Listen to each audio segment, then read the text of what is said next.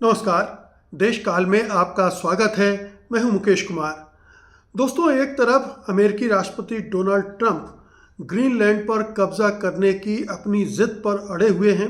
लगातार दबाव बनाते जा रहे हैं डेनमार्क पर कि वो ग्रीनलैंड को उनको बेच दे, अन्यथा वो हार्ड वेस के ज़रिए उस पर कब्जा कर लेंगे। तो एक तरफ अमेरिकी राष्ट्रपति बिल्कुल हिलडुल नहीं रहे हैं और दूसरी तरफ यूरोप के देश जवाबी कार्रवाई के तौर पर सैन्य ताकत का मुजाहिरा करने के लिए तैयार हो गए हैं। बल्कि उन्होंने छिटपुट सेना भेज भी दी है ग्रीनलैंड में, बहुत बड़ी तादाद में नहीं, एक सांकेतिक दृष्टि से जिसका कोई बहुत महत्व नहीं है। इस माहौल में जहां ट्रंप इस तरह से अड़े हुए हों और अमेरिका इतना ताकतवर मुल्क हो, वहां अगर यूरोप के कुछ देश कुछ सैनिक भेज दें तो उससे उनकी सेहत को कोई बहुत बड़ा फ़र्क नहीं पड़ता है। मसलन Germany, France, Sweden, Norway, Finland, Netherland और यूके जैसे देशों ने ग्रीनलैंड में बहुत छोटे छोटे सैन्य दल तैनात कर दिए हैं। जर्मनी ने केवल 13 सैनिक भेजे हैं, फ्रांस ने 15 माउंटेन स्पेशलिस्ट भेजे हैं और ये सब एक रोटेशन के तहत है। बाकी देशों ने भी 3-4 इस तरह से सैनिक भेजे हैं। लेकिन इसके आगे की बात भी यूरोप के देश कर रहे हैं। वे नौसेना, थल सेना और वायुसेना तीनों क्षेत्रों में यूरोपीय यूनियन के देशों के बीच में तालमेल की बात कर रहे हैं, सहयोग की बात कर रहे हैं। डेनमार्क ने पहले से ही आर्कटिक क्षेत्र के डिफेंस के लिए $6 बिलियन से ज़्यादा का निवेश करने का वादा कर दिया है और वो अपनी तैयारियां भी कर रहा है हथियारों और जो फाइटर जेट्स वगैरह हैं उनको खरीदने की। तो एक तरफ यूरोप सैनिक दृष्टि से मिलिट्रीली अमेरिका को चैलेंज करने की कोशिश करते दिख रहा है। इसे चुनौती कहा भी जाए या न कहा जाए, ये भी चिंता का विषय है, सोचने की बात है, क्योंकि यूरोप में उतना दम है नहीं। यूरोप के देश पूरी तरह से अमेरिका पर निर्भर रहे हैं। नाटो के वो मेंबर हैं और नाटो का आर्टिकल 5 कहता है कि अगर किसी भी सदस्य देश पर कोई हमला होता है तो वो सभी देशों पर हमला माना जाएगा। तो ग्रीनलैंड डेनमार्क का हिस्सा है और डेनमार्क नाटो का सदस्य है। ऐसे में अगर ग्रीनलैंड पर ट्रंप कब्जा करना चाहते हैं या ताकत का इस्तेमाल करते हैं तो ये नाटो के देशों के बीच में ही ठनने की स्थिति बन जाएगी और बनती दिख रही है। फिलहाल अगर कहा जाए जिस तरह से डेनमार्क अड़ा हुआ है उस तरह से उसमें ये साफ दिख रहा है कि वो यूरोप अभी पीछे हटने के लिए तैयार नहीं है। हम सब जानते हैं कि ट्रंप ग्रीनलैंड पर कब्जा क्यों करना चाहते हैं। हालांकि वो बहाना ये बना रहे हैं कि ग्रीनलैंड और आर्कटिक क्षेत्र में चीन और रूस की वजह से अमेरिका को खतरा हो सकता है, जो कि सरासर झूठ है। उस क्षेत्र में इन दोनों ही देशों की गतिविधियां ऐसी नहीं हैं जिनसे किसी को कोई खतरा हो।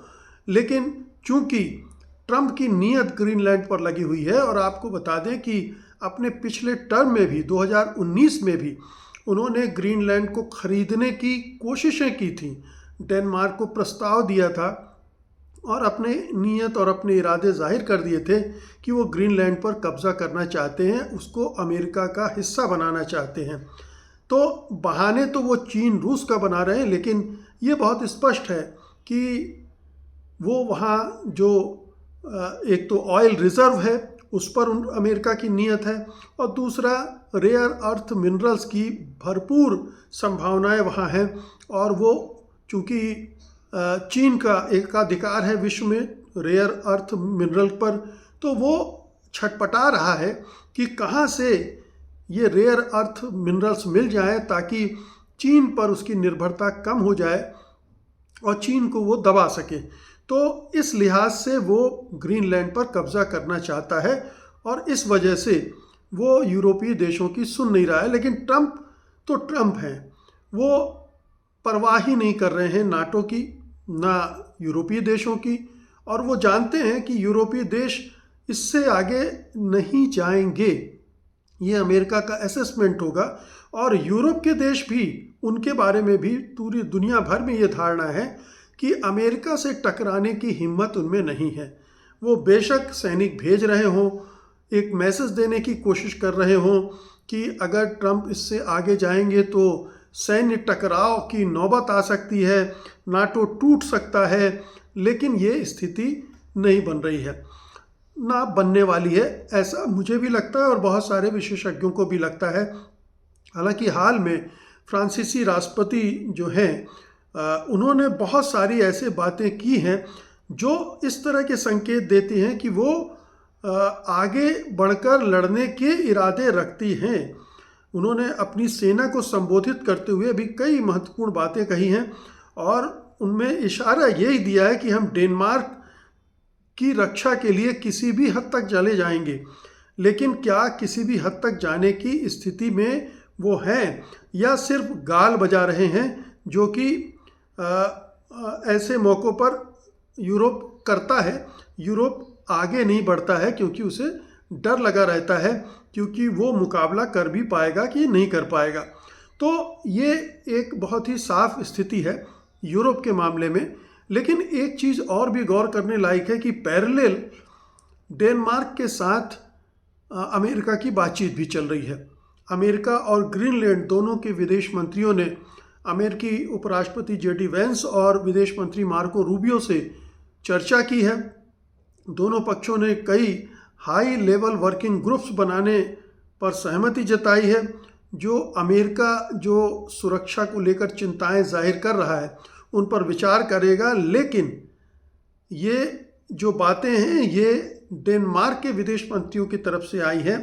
जहाँ तक अमेरिका की तरफ से अमेरिका का पक्ष है, तो वो तो इस बातचीत के बारे में ये कह रहा है कि ग्रीनलैंड की खरीद पर तकनीकी बातचीत के लिए उन्होंने विदेश मंत्रियों को बुलाया था, और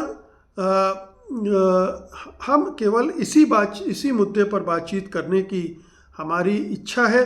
भले ही जो डेनमार्क के विदेश मंत्री हैं लार्स लोकाके रासमुसेन, उन्होंने ये कह दिया हो कि ग्रीनलैंड की संप्रभुता पर कोई समझौता नहीं होगा, लेकिन अमेरिका के जो व्हाइट हाउस की प्रवक्ता हैं उन्होंने भी बहुत साफ साफ कह दिया है कि जो यूरोप इस तरह से तेवर दिखा रहा है सैन्य ताकत का, उसका उन पर कोई असर नहीं पड़ने वाला है ट्रंप के इरादों पर।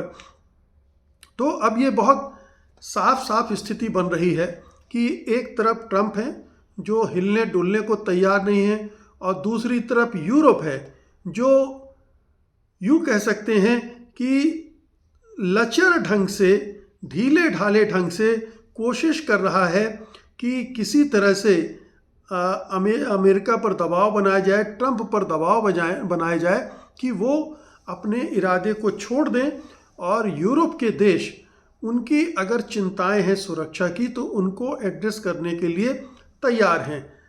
बल्कि दूसरे जो चाहत है ट्रंप की, मसलन जो ऑयल के बारे में है या रेयर अर्थ मेटल्स के बारे में है, उस पर भी वो ट्रंप को खुश करने के लिए बात करने के लिए तैयार हैं कि ग्रीनलैंड में जो भी इस तरह की संपदा उपलब्ध है उसको सब मिलकर उसका एक्सप्लॉयटेशन करें और अमेरिका को भी उसका हिस्सा मिले।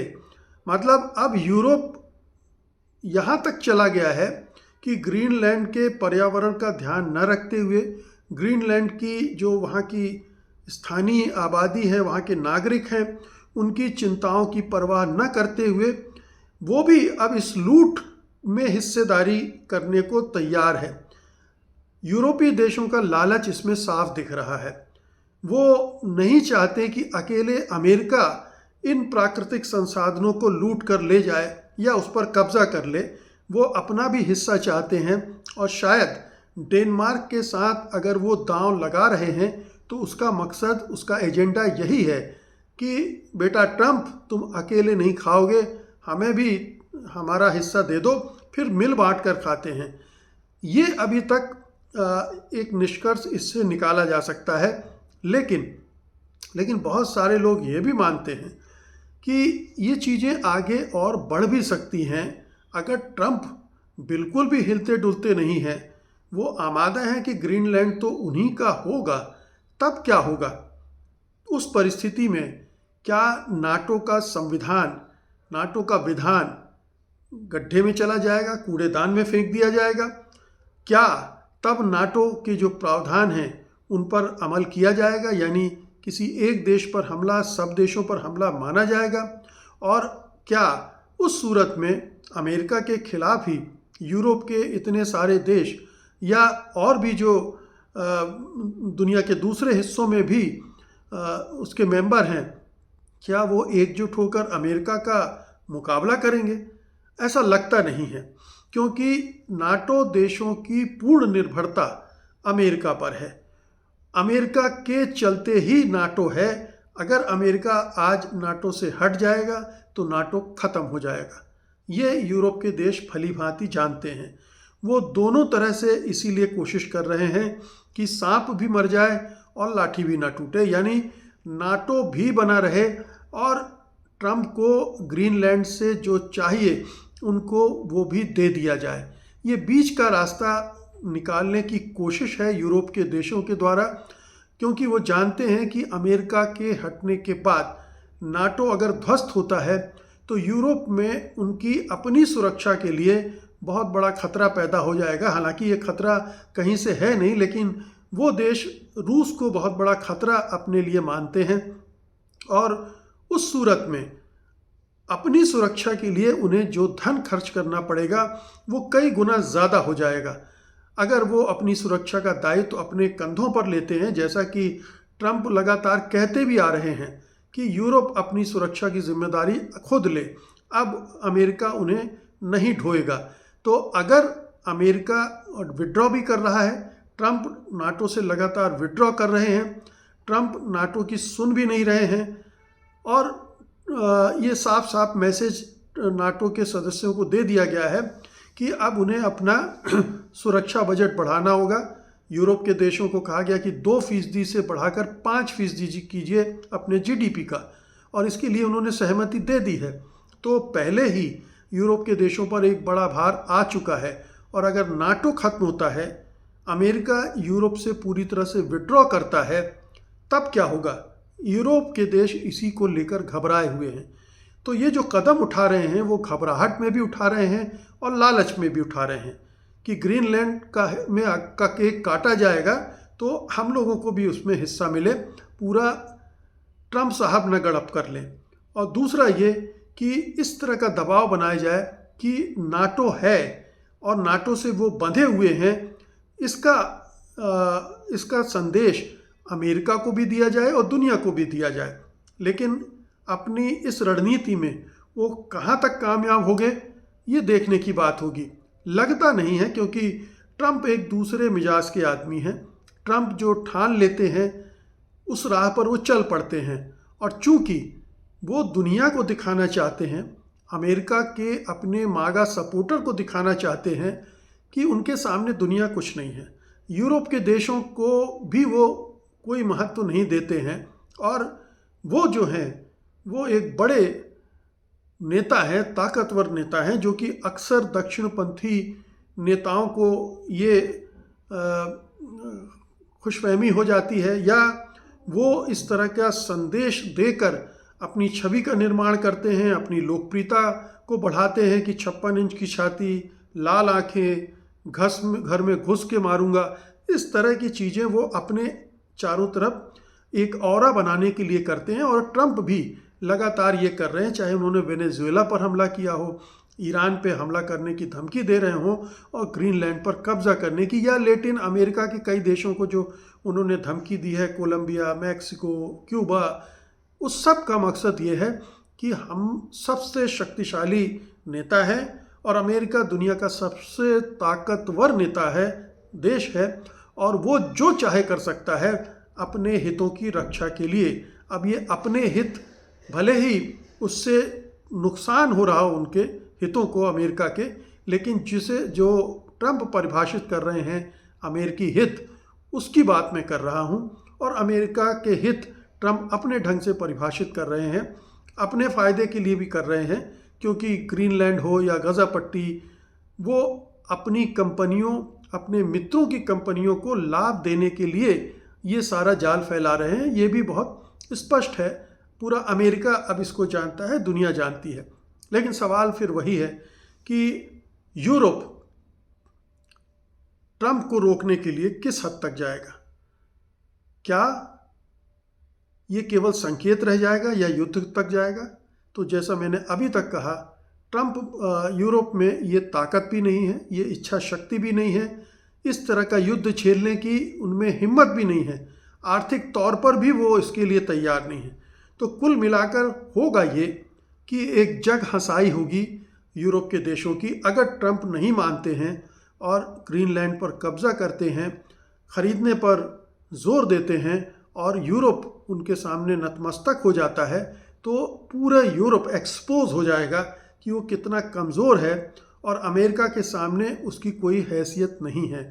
ये अंतर्राष्ट्रीय राजनीति में एक बड़ा बदलाव लाएगा, क्योंकि तब चीन का वर्चस्व, चीन का प्रभुत्व और चीन का ऑरा इससे और भी बढ़ जाएगा कि यूरोप भी कमज़ोर है, अब तो चीन ही है जो सर्वशक्तिमान है।